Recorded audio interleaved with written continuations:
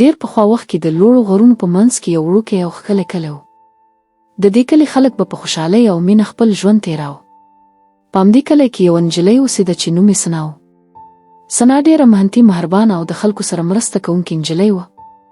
هر څوک به یې خوښول ځکه هغې به تل د نورو مرسته کوله. یوه ورځ ثنا خپلې وزې د غرونو خواته د څرولو لپاره بوتلې.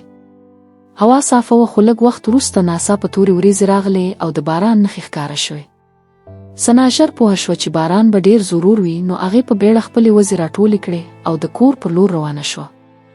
باران په شته پیل شو، باد هم ډېر زورور شو، خو ثنا په زحمت سره خپلې وزې کور ته ورسولې او خوندې یې کړې.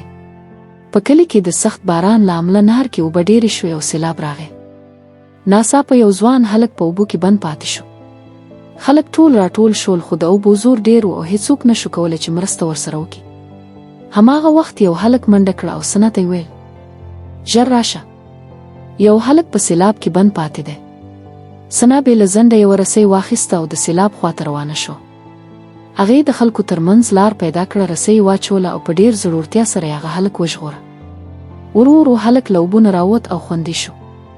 ټول خلک ډېر خوشحال شول، د ثنا ستاینه یې وکړه او ورته یې تالۍ ووهلې.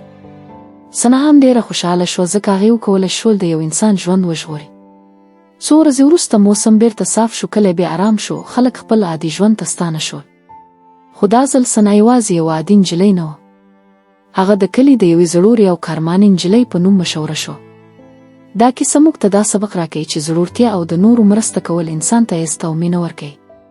که تاسو ته دا کیسه خوښه شوې وي نو حتما لایک وکړئ او له ملګرو سره یې شریک کړئ. الله حافظ.